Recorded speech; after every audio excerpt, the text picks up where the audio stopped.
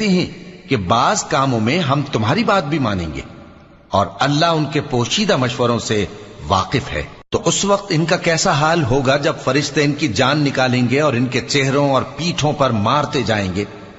یہ اس لیے کہ جس چیز سے اللہ ناخوش ہے یہ اس کے پیچھے چلے اور اس کی خوشنودی کو اچھا نہ سمجھے، تو اس نے بھی ان کے اعمال کو برباد کر دیا۔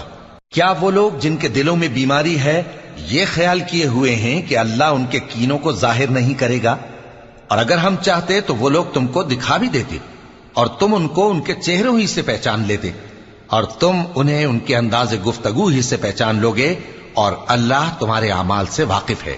اور ہم تم لوگوں کو آزمائیں گے تاکہ جو تم میں جہاد کرنے والے اور ثابت قدم رہنے والے ہیں ان کو معلوم کریں اور تمہارے حالات جانچ لیں۔ جن لوگوں کو سیدھا رستہ معلوم ہو گیا اور پھر بھی انہوں نے کفر کیا اور لوگوں کو اللہ کی راہ سے روکا اور پیغمبر